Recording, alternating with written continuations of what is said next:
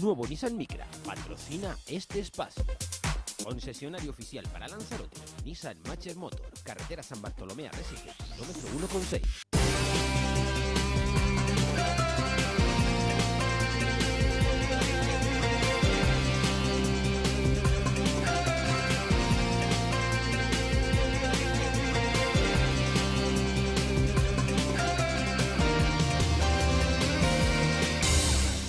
Muy buenas tardes y bienvenidos a la tertulia Biosfera Televisión, tiempo para analizar las cosas que han pasado estas últimas horas o días, porque los viernes solemos hacer un repaso un tanto más amplio de los temas que son de actualidad.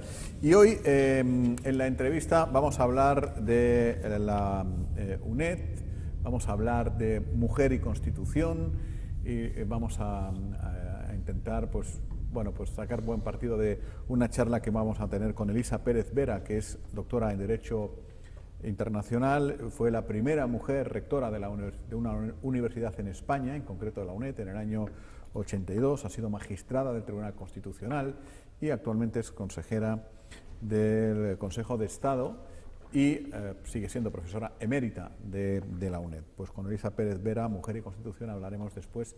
Temazo, va a desarrollar más ampliamente este tema en la lección inaugural del curso de la UNED, que es hoy a las 7 de la tarde en el convento de Santo Domingo de la Villa de Teguise. Bueno, vamos a saludar a quien nos acompaña a esta hora de la tarde en la tertulia un tanto menguada. No sé si se incorporarán a lo largo de la misma más personas en función de las actividades políticas que a esta hora de la tarde pues todavía continúan, a pesar de la hora y de ser viernes.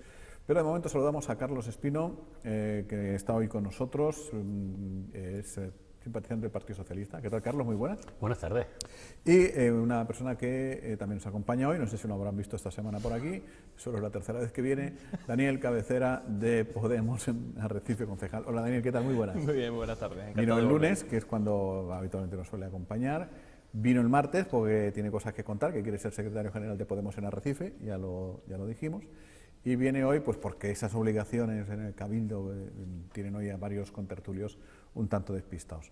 Que si quieres volver mañana, le quedan 2 días a la semana, yo no voy a estar. Yo creo que mañana no, ya si eso el lunes ya nos vemos. ¿Tú crees que ya la gente está cansada? Sí, yo creo ¿Hay alguno o alguna que sí que está cansado o cansada de verte? Sí. Hay que decirlo, ¿eh? Yo no sé qué aburro, pero bueno, son problemas que tiene uno cuando habla. hay que según me ha llegado, yo tampoco soy quien. Venga.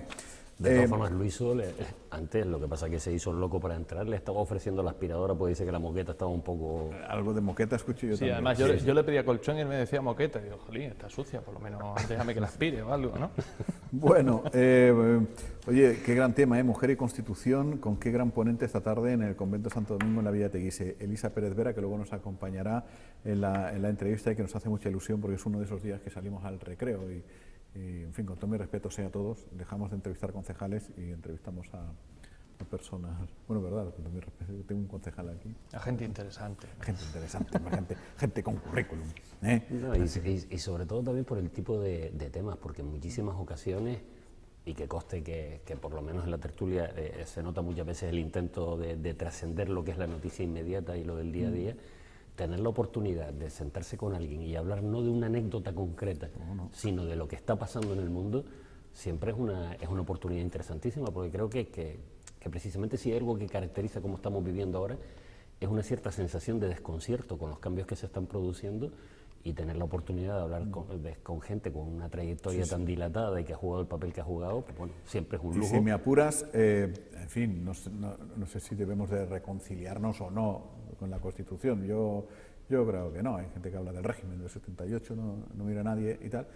Pero, en fin, la Constitución que tenemos, que es manifiestamente mejorable y que no pasa nada por abrirla y cambiar algunas cosillas, etcétera, etcétera, es una Constitución que, a pesar de tener solo padres y ninguna madre, bueno, pues digamos que aunque no lo trata específicamente, pero que sí que ha procurado, sí que ha amparado posteriores resoluciones del Constitucional yendo a favor de la igualdad y de la mujer. Efectivamente, no tiene solo padres, no tiene madres, pero dentro de la Cámara que la aprueba, había ya un primer grupo de mujeres y me gustaría aquí recordar un reportaje, perdón, un reportaje no, es toda una película con el metraje adecuado que se hizo sobre este grupo de mujeres, se llama Las Constituyentes, todavía se puede ver en plataformas de pago, y en concreto el PSOE en Lanzarote en una ocasión pues pagó los derechos para poderlo exhibir públicamente, y con motivo de algunos de los actos relacionados precisamente con las políticas de igualdad se proyectó públicamente porque bueno,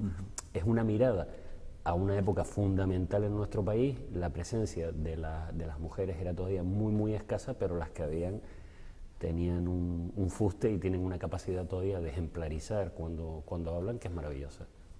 Bueno, pues hoy, Mujer y Constitución, a partir de las 7 de la tarde en el convento de Santo Domingo y nada, en un poco más de media hora mal contada aquí mismo. Venimos de semana mojada, ha llovido bastante. Donde más ha llovido en Lanzarote ha sido en Los Valles. Ya sabía yo que y en el Mojón, que está al lado. O sea que ya tenías tu cuña. Donde más, 58 litros por metro cuadrado, que ya es llover en 2 días. Y este año las papas, vamos, pues como calabazas. Por fin nos van a llegar, Carlos, papas de Jaime de los Valles. Yo vengo yendo ahora de las papas estas, ni se sabe. Ahora, es que yo con esa cantidad de papas, para mí que yo tiraba un poquito delante del suegro y la suegra de que el tobillo está todavía medio fastidiado porque me da... Sí, ha estado el tema. Que no escapa. No, pero ha llovido bastante. Oye, 58 litros por metro cuadrado es agua. En Arrecife eran 38,4.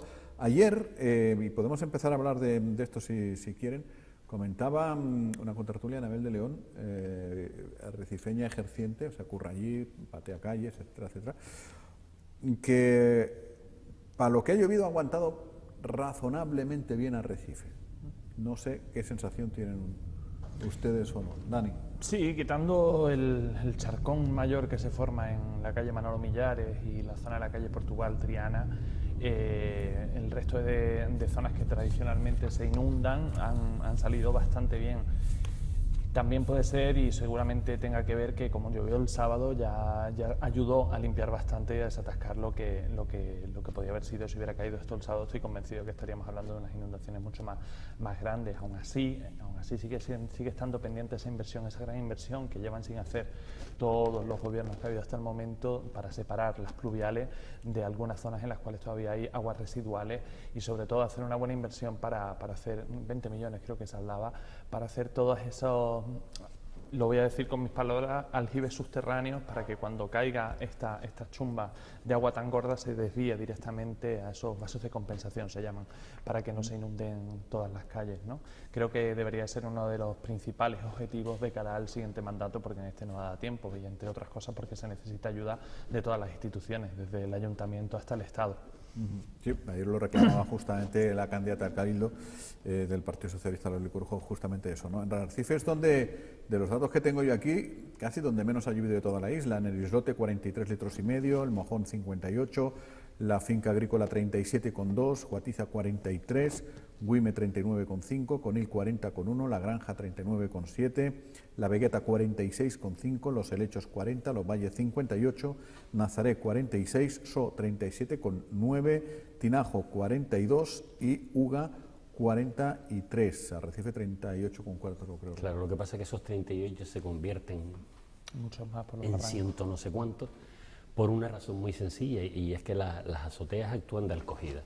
Vamos a ver, la red de separación de pluviales, que había que hacerla, que afortunadamente está dando una cierta respuesta, nunca va a ser suficiente por una razón muy sencilla, y es que muchísimas de las azoteas siguen conectadas no a la red de pluviales, sino a la red de saneamiento. Todos los bajantes, ¿no? Claro, entonces... Sí, casa por casa prácticamente. Claro, estamos hablando de que esto tendrá que ser, y es un trabajo para acometerlo al inicio de una legislatura y con mucho ímpetu. Habrá que poner en marcha una ordenanza por la cual se obligue a todos los propietarios de vivienda a enganchar a la red de pluviales. Habrá que coger y establecer para las familias que no tengan recursos las medidas adecuadas para que eso no les suponga un gasto inasumible, pero tenemos que desviar toda el agua que va a parar a las azoteas, tenemos que desviar las pluviales. Si nosotros miramos en Google Maps o una foto aérea de Arrecife, nos daremos cuenta de la importancia brutal que tiene. O sea, el suelo que está ocupado precisamente por azoteas. Gran parte del agua que se recoge en esas azoteas, insisto, va a parar a la red de alcantarillado.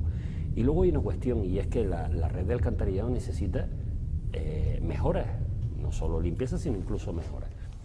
Y aquí sería cuestión de plantearse de entrada cuándo Coalición Canaria y algunos de sus candidatos se van a colocar del lado de Arrecife y no del lado de la empresa que tiene la obligación de hacer esas inversiones. Esto es sencillo de comprobar. Cualquiera de las personas que nos está viendo en este momento coge el recibo del agua y verá que hay una parte que se llama tasa de alcantarillado. Perdón. Es decir, los gastos que genera el alcantarillado y que tiene que irse cobrando para acometer el mantenimiento, las obras, la depuración y demás, esa tasa la está cobrando Canal Gestión a cada una de las personas que son consumidores en Lanzarote. ¿Dónde está yendo a parar el dinero de la tasa de alcantarillado? Porque cobrándolo lo están cobrando. ¿Dónde están las obras de mantenimiento? ¿Dónde están las obras de mejora? Es así de sencillo. Pero lo curioso es que en esto, en vez de ayudar a explicar cuál es la situación y sumarse a la posición en un momento determinado del equipo de gobierno de Arrecife, que en última instancia, y en este caso, es sumarse a las necesidades de las personas de Arrecife, Coalición Canaria ha elegido posicionarse del lado de Canal Gestión. Entonces, la culpa no es de Canal Gestión, la culpa, como siempre, es del grupo de gobierno. Bueno. Sí, sin duda. Nosotros nos critican mucho en el Cabildo. Yo formo parte de ese grupo porque parece que solo hemos ido en contra de la corrupción, que ya es bastante, creo yo, pero bueno, también hemos hecho una gran labor social y precisamente una de las cosas que pedíamos de cara a la corrupción ha sido todos los informes y todos los informes de finalización de obra que se hayan entregado por parte de Canal Gestión al Cabildo porque tienen que revisarlo posteriormente. El presidente creo que nos dijo sigue esperando que ya llegará en el próximo mandato y luego además me gusta mucho y es algo en lo que siempre hemos coincidido de lo que has dicho y es que todas estas obras que deberían acometerse en Arrecife, que deberían de acometer los propios propietarios para que las canalizaciones vayan, que las tienen que pagar normalmente de su propio bolsillo, sea por criterios sociales y se dé ayuda.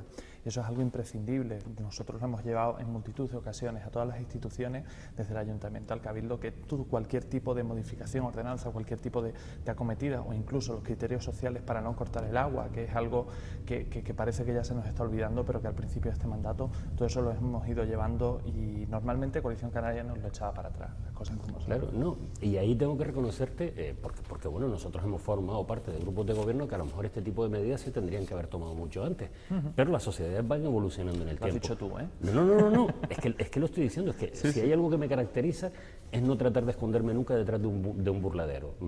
Desde mi punto de vista, la política solo se puede hacer con sinceridad, mirando de frente, y si en un momento determinado hay un error, pues se reconoce, se piden disculpas, se corrige, y no queda al final, no pasa nada, porque si ha pasado algo, lo que queda al final es, y con eso seguimos caminando. Bueno, te decía que lo mismo que sucede en este caso con contemplar en este tipo de cosas las correspondientes ayudas a las personas que no están en condiciones de afrontarlas, lo cierto es que también año a año hemos ido incluyendo en los pliegos de contratación, por ejemplo, pues la protección del empleo a sectores más vulnerables, los criterios de eficiencia energética, el respeto medioambiental.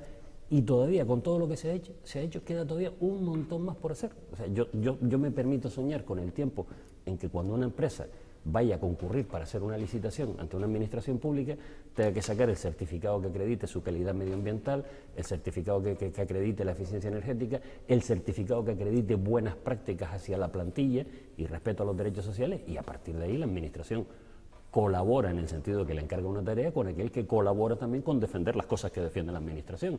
Pero bueno, todas son cosas que tenemos que ir aprendiendo, y antes hablaba Jaime de lo que algunos llaman el régimen del 78, y hay veces que nos olvidamos de que cuando Europa estaba inventada, nosotros en el 78 pusimos en marcha un país, ¿sabes? De la nada, y hemos tenido que aprender un montón de cosas desde el 78 para acá.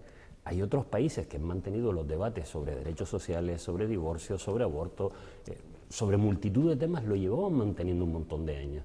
Y nosotros hemos salido directamente de una situación de pura dictadura, aunque fueran los momentos terminales, y hemos montado un país prácticamente de la nada. Yo creo que muy bien lo hemos hecho. Yo creo que más que montarlo, y perdón, sí, Jaime, claro, por matizar nada más, creo que hemos tenido, y creo que estarás de acuerdo, que recordarlo y actualizarlo. porque ya tuvimos democracia, tuvimos una república democrática en la cual todos ¿Quién quedaba vivo?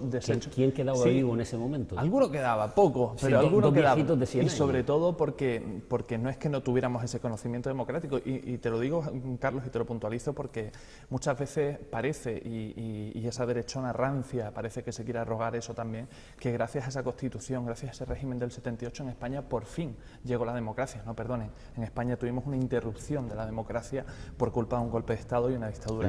Y es por lo que quería matizarlo. Lo que estás diciendo en términos históricos de relato es cierto, en términos sociológicos no termina de serlo. Sí, ¿Por qué? supuesto, porque el franquismo fue tan duro, fue tan duro, que supuso un retraso y se nos olvidó todo. Sí, estoy de acuerdo. No, más cosas.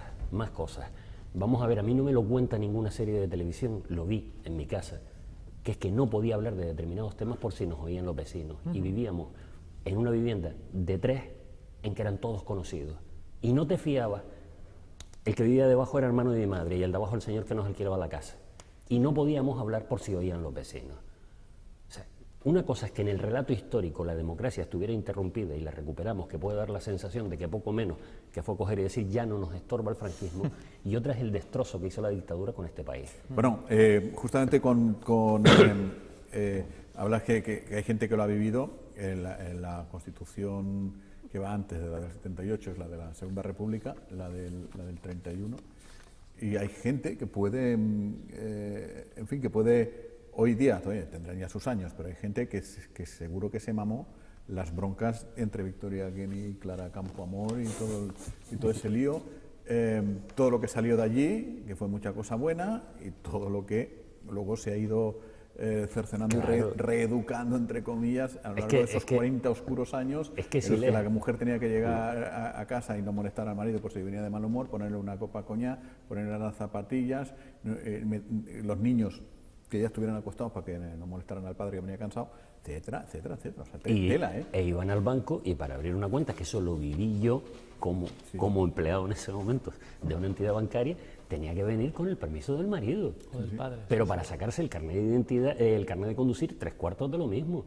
O sea, es que a veces no somos conscientes del salto brutal que ha dado este país, efectivamente, de una situación que tenemos que recordar, porque además es para sentirnos orgullosos cuando antes del golpe militar de Franco, lees, por ejemplo, los esfuerzos de alfabetización que se estaban realizando en los cortijos andaluces y se te pone la piel de gallina. Mi abuelo viene de ahí. Es que claro, yo no lo he vivido, pero lo he estudiado y lo he escuchado. Exactamente. Bueno, las broncas de Kenia y Campoamor era por el derecho al voto de la mujer. Sí. O sea, y eso fue en el 31. No recuerdo ahora si fue Victoria Ken o Campoamor. Una de las dos fue incluso directora de instituciones penitenciarias en España, con uno de los gobiernos de la República, y tiene textos publicados, más allá de lo que es su propia práctica como responsable pública de la cuestión, donde se empieza a introducir un trato mucho más humanitario, científico, racional con respecto a la población reclusa. Si siguiera de directora de instituciones penitenciarias, pues hubiese saludado a Rato ayer. Entre otros muchos, pero ayer entró Rato. O a lo mejor no hubiera tenido un rato para eso. Lo siento mucho, no volverá a acudir, dijo Rato, pero con su acento. Yo es que tengo un acento raro.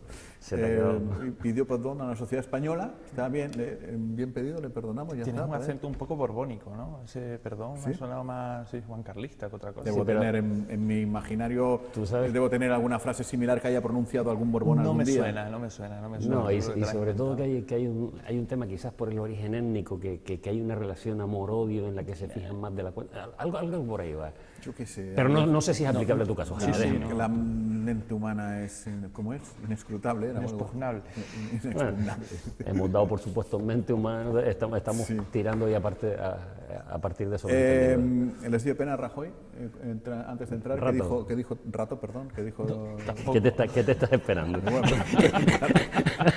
perdón, Rato, R. Rato, les dio pena momentos antes de entrar, que dijo todo aquello, el hombre pidió perdón, etcétera. No puede dar pena. No puede generar alegría porque no la puede generar.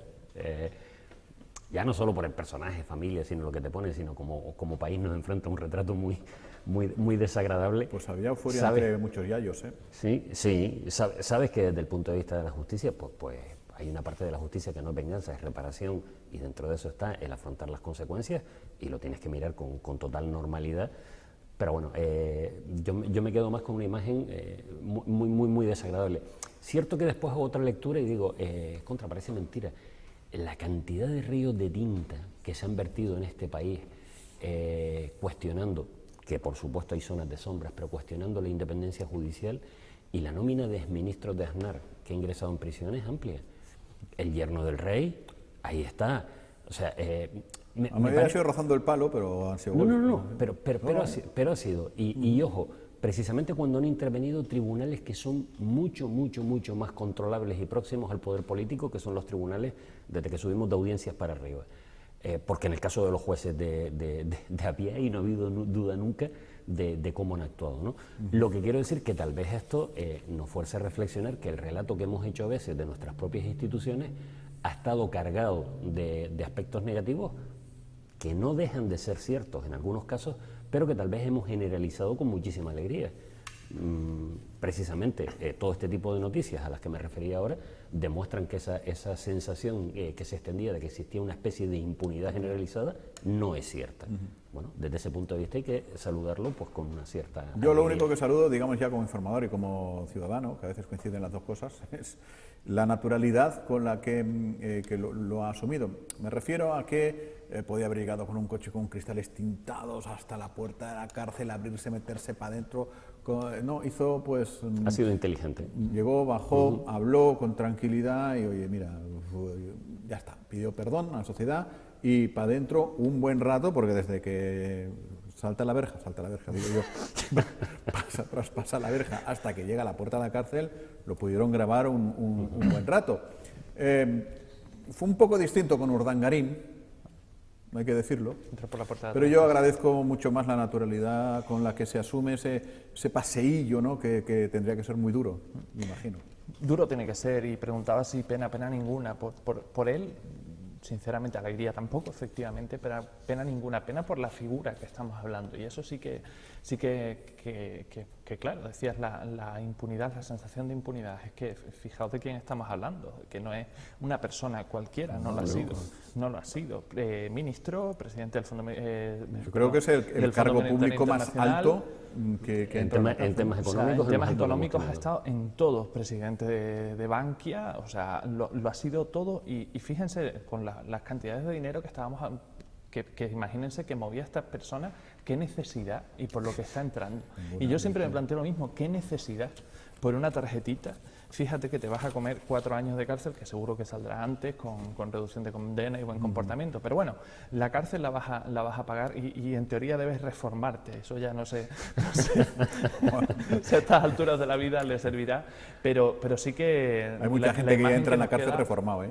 Sí. Lo que a veces tarda, pero no son los de guante blanco, justamente. La imagen que da, que ha sido todo lo que se podía hacer en los cargos que ha estado, la imagen que da para el país, ¿no? Fíjense quién está entrando, esa es la pena que da, y a la vez alegría. Rato era, me acuerdo perfectamente, Rato era el autor intelectual del despegue económico de España en la época de Aznar, el tipo que nos puso en fin, yo qué sé, en la velocidad crucero, el de la Hacienda, el que, bueno, ya no se decía Hacienda, se decía Rato, el sucesor, sucesor Inspector, hoy en día se reconoce con total normalidad porque es contado por sus protagonistas, que se permitió el lujo en 2 ocasiones de decirle a Aznar que no quería ser él el sucesor. Sí. Y siempre se cuenta que Aznar muy caliente, cuando le dijo ya por fin que sí, dijo, pues ahora no, ahora es el otro. Ahora venga, ahora o Mariano.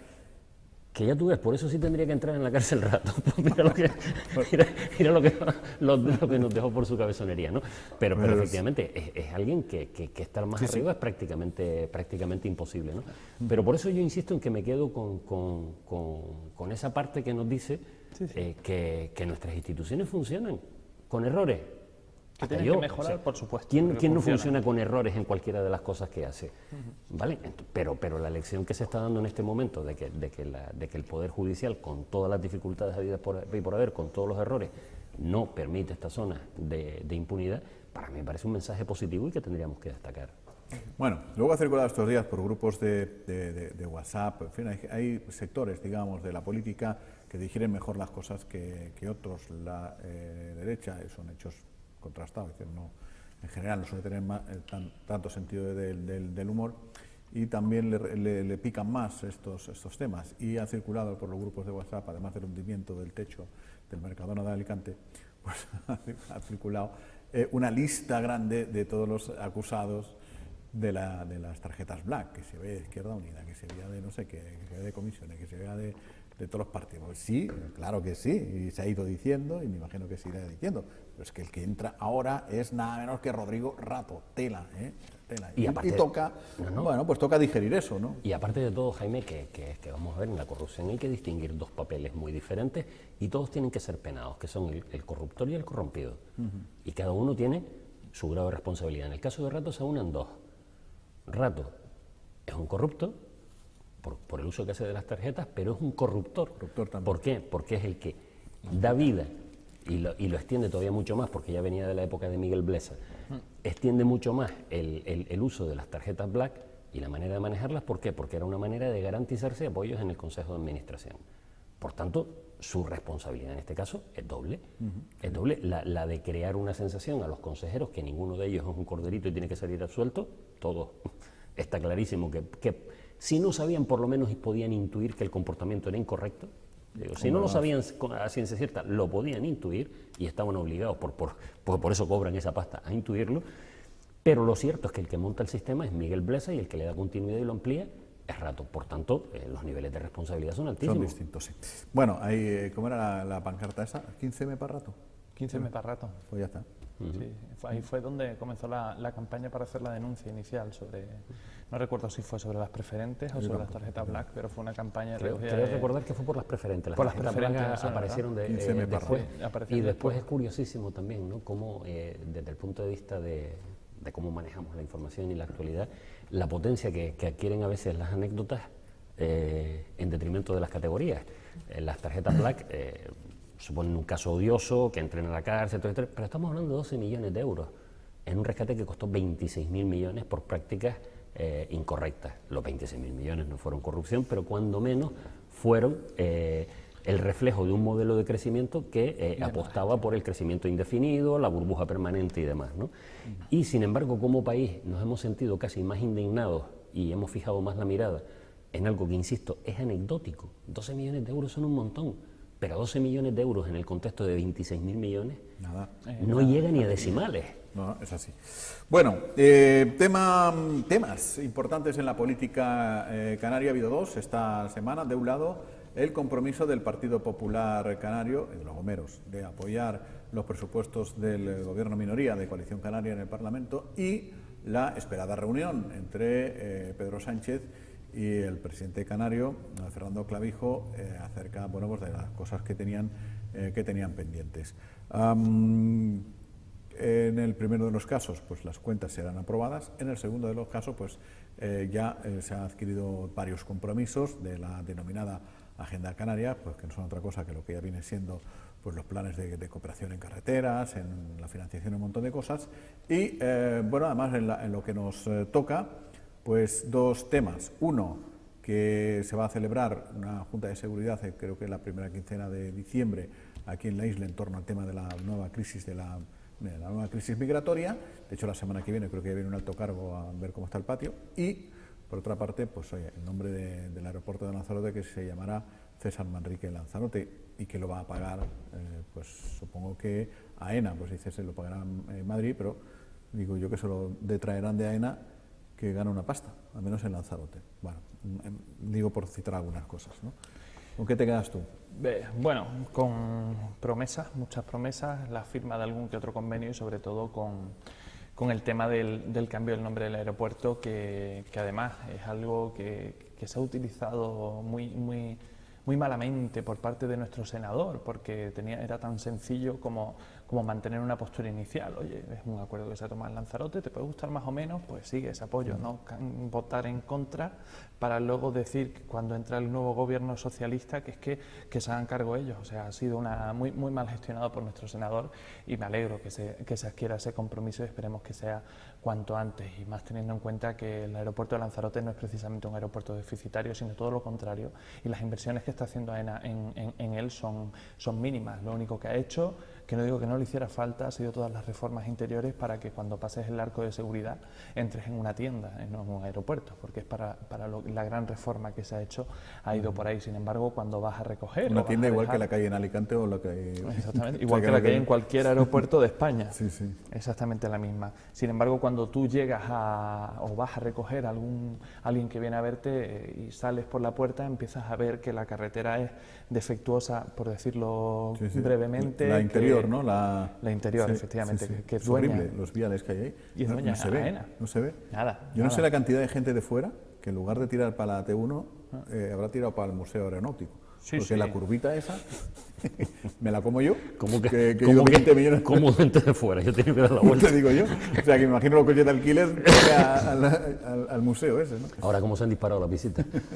Sí, sí, y ahí seguimos. Y luego, pues bueno, el convenio de carreteras y toda esta reunión está muy bien. Hace falta, Clavijo se supone que iba a decirle a Pedro Sánchez que nos ayudara con todos los inmigrantes que nos están llegando. Sin embargo, me imagino que ese artículo del País que decía que en Canarias solo hay un 1,8% de toda la inmigración, de todos los menores inmigrantes que hay en España, creo que eso le hizo recapacitar un poquito. Salió suave, no sé cómo entraría y no sé lo que se habló allí, pero la nota de prensa emitida por el propio gobierno de Canarias, por su propio gabinete, era más que elogiosa ante el talante de Pedro Sánchez y los resultados de la reunión. Eso es otro clásico del presidente del gobierno de Canarias, de Clavijo. Él siempre se hacen elogios con quien está en Madrid. Al fin y al cabo, Coalición Canaria ha sido experto en pastar con quien haga falta para mantenerse ahí, ¿no? Pero Madrid te refieres al gobierno porque también se disocian elogios con Casado, por ejemplo. Bueno, no por si acaso. y no está en el gobierno. Por si acaso. Ha sido hacer como ¿Cómo que por si acaso? ¿Qué poca Y porque confianza los tienes en Pablo? necesita, y además porque los necesita para aprobar los presupuestos en Canarias. Y ahí está la otra opción. Así nos ha salido otro saludador de bedeles de hotel. ¿Quién fue el que saludó a un portero de hotel porque tenía una gorra de plato? Alguien fue, ¿no? Prefiero no contarlo, pues fue compañero y tú sabes que cuando se hace entre compañeros es peor. Pasó, pero ya que estás, a ti te gusta recordar. Para Madrid. La explicación es que se pensó que era un almirante. Un almirante, claro. Oye, es que a los porteros de hotel, en algunos hoteles, les ponen unas cosas aquí. Yo recuerdo el del Santa Catalina en Las Palmas, que yo entraba siempre por la playa. Digo yo, por al lado del hombre este no entro. Pues, no, sí. lo de Clavijo a la salida es la reacción normal. O sea, se ha tenido un encuentro con el presidente, hay sintonías porque no hay grandes contenciosos pendientes y es lo normal. Había uno gordo, ¿eh? ¿Cuál? El que no le dedicó 20 minutos para hablar de las pateras en el tema de Saramago. Ahí es donde quería llegar yo, que precisamente la postura a la salida era la normal. Lo que no había sido normal es el conflicto artificial que se montó antes. Porque bueno, si hay algo que se ha demostrado con esta reunión, es que no se trataba de una reunión de 20 minutos. Se trataba de verse en la Moncloa, se trataba de poner sobre la mesa, entre otras cosas, esto que para Clavijo en aquel momento parecía ser una especie de tema terrible, una crisis migratoria de inabordables proporciones, y no deja de ser más que un pequeño repunte que ahora, cuando empieza el cambio de tiempo, desaparece totalmente. Lo que pasa es que se trataba de un conflicto artificial, y se ve exactamente eso, que no son 20 minutos. ¿Qué pasa? Que Clavijo en ese momento, de manera interesada, se olvidaba que las relaciones entre los poderes del Estado no son relaciones entre vecinos. ¿Sabes? Hombre, yo entiendo que a lo mejor por el estilo de hacer política de Coalición Canaria y su experiencia previa en La Laguna, él pensaba que esto era cuando visitas un barrio y sin necesidad de ningún tipo de expediente, mañana te pongo un tío que te cambia la puerta, te pinta no sé qué.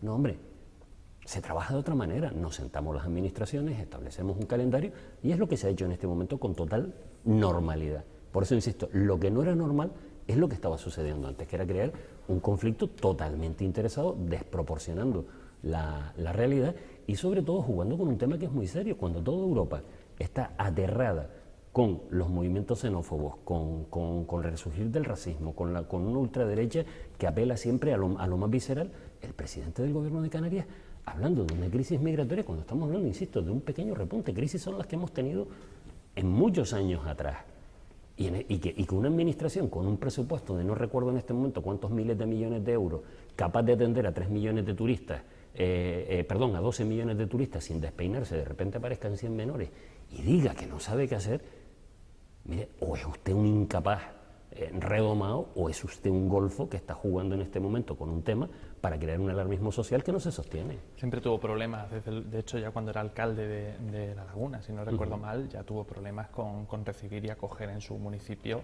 a personas, a inmigrantes. Sí, sí. No sabía yo el dato. Sí, sí. Entonces es algo que no viene de ahora, sí que viene de antes. Prefiere que se queden aquí hacinados antes que moverlos. Aún así ya empieza a fluir ya empiezan a salir las pruebas óseas y ya se empieza a movilizar a otras islas, porque sí es cierto que en el estado en el que estamos ahora mismo en la isla no hay centros de menores suficientes para acoger. Pero fíjate, Dani, yo entiendo que en ese momento se coja y se diga, necesitamos un dispositivo especial para que nos manden 4 forenses y tener 2 clínicas más a disposición. Por supuesto. ¿Por qué? Porque esta situación de provisionalidad no se puede sostener. Eso mismo dije yo el lunes aquí, o sea, no puede ser. Sí, sí. Bueno, no sé si fue aquí o en otra, pero ese tipo hay más posibilidades que fuera aquí que en cualquier otro. Sí, yo creo que sí. Pues te has pasado la semana aquí. Te quiero decir que siempre cabe la exigencia de que las cosas se hagan mejor.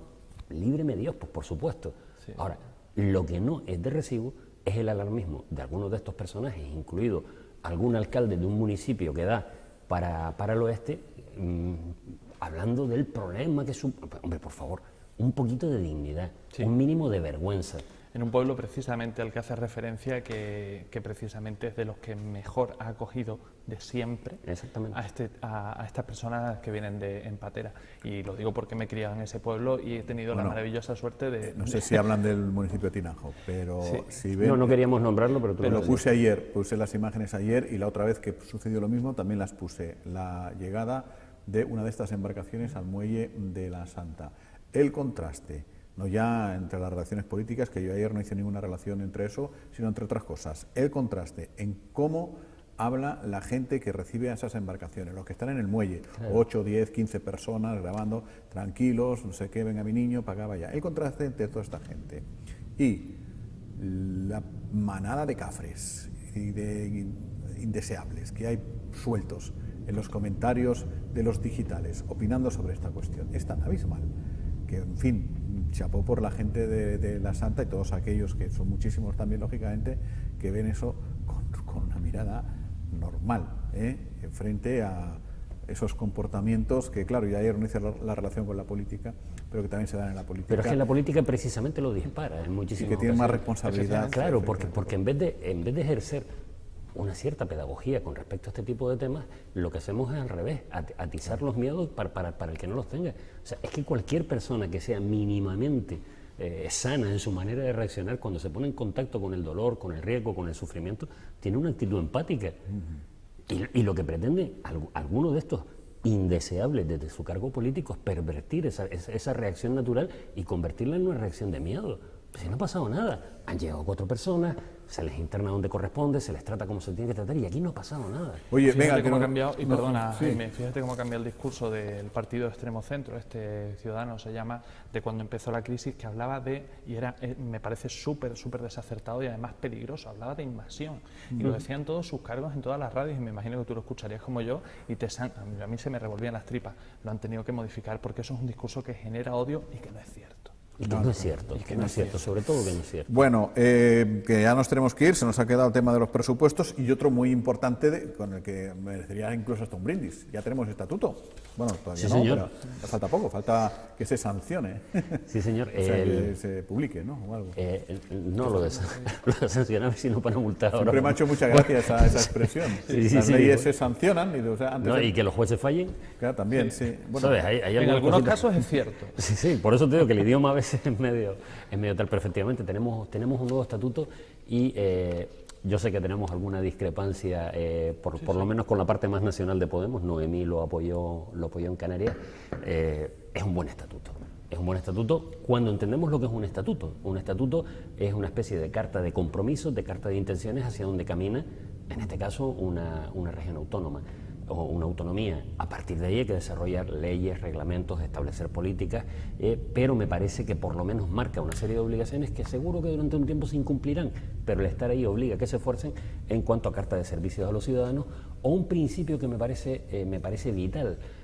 Aquí se ha discutido mucho, cuando digo aquí no es en esta tertulia, me refiero en Lanzarote, con el tema de la triple paridad, y sin embargo este estatuto nombra ya algo que Jaime sobre todo tiene que recordar en algunas ocasiones, que yo he sostenido mucho, que es que el problema no es la triple paridad, sino cómo se reparten los recursos y los servicios que se prestan. Y este estatuto marca una obligación de creación de un fondo de solidaridad interterritorial, marca la obligación de que se considere la doble insularidad y marca la obligación de que el gobierno practique la solidaridad interna en todo el territorio con respecto al resto de islas. Pues a ver si es verdad, que ya lo hemos comentado también muchas veces, eso de que el desequilibrio territorial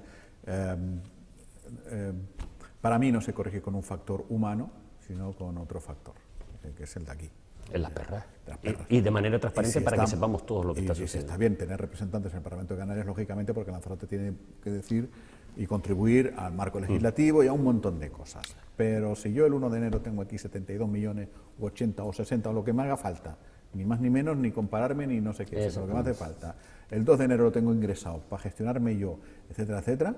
A mí que en el Parlamento de Canarias haya 8, 15, 20, 30, 2 parlamentarios conejeros de un color o de otro, es que iba a decirme la refranflinfla, pero no. Sí, pero además con una nunca me sale bien esa palabra. Con una visión tosca, la de defender que se pueden gestionar con ella minorías de bloqueo, cuando aquí lo que necesitamos son mayorías de construcción. Nunca, es que eso ha sido pura literatura. Ha sido literatura, pero en todo caso no puede ser una aspiración. El gran problema es que perpetúa un REF que sigue sin rearticularse y sobre todo sin adaptarse a las necesidades sociales de Canarias, y lo que hace es perpetuar que los que más tienen sigan beneficiándose, como ha pasado ¿Eso está en el estatuto? Sí, no. Y eso es una de las cosas, la principal cosa por la cual se ha en votado el en contra estatuto, Podemos. en el estatuto se hace la referencia simplemente al papel que juega el REF, es decir, que no depende de la voluntad del gobierno central mantenerlo o no. La concreción del REF, que es una cosa totalmente distinta, no viene en el estatuto. Pero si lo hubiéramos dejado ya blindado desde el estatuto, es que no se puede. Tiene que dedicar el REF, que sí se podía marcar dentro de esas líneas estratégicas, igual no sería tan injusto socialmente como luego en técnica legislativa, Dani, las cosas que deben manejarse por épocas de manera coyuntural, es decir, en un momento determinado de una manera, en otro de otro, no se fijan en leyes. La próxima vez empezamos por este punto. Pues yo creo que sí, porque es que si seguimos vas a llegar tarde a lo que venía antes. Exactamente. Llegará tarde a lo que venía antes. Solo dos cosas de vital importancia que en este país importa. Hay derbi este fin de semana, ya lo saben. Joder, sin Messi. Barça-Madrid, sin Messi. Y sin Cristiano. Pero Cristiano se borró solo.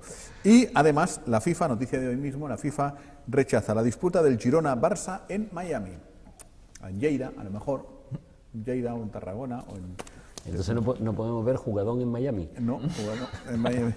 Ni, ¿cómo se llaman estos? No me acuerdo ahora cómo se llaman unos que gritan mucho por la noche.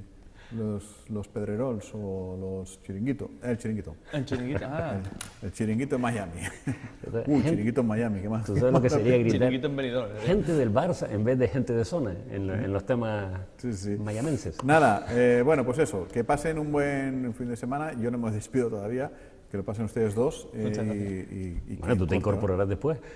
Yo sigo ahora porque viene a vernos Elisa Pérez Vera, ya lo he dicho, doctora en Derecho, la primera rectora que tuvo la Universidad Española, y una mujer que esta noche hablará sobre mujer y constitución en la UNED. Nos apetece un montón escucharla y bueno, pues atenderla a lo que nos tenga que decir. Gracias, Carlos. Gracias, buen fin de semana. Gracias, Dani. Muchas gracias. Y nada, en un par de minutos mal contados estamos de vuelta, y hoy es viernes, es bonus extra. Tendremos luego esta tarde tertulia de periodistas con Saúl, con Soraya y con más cosas que decir. En un par de minutos vuelvo.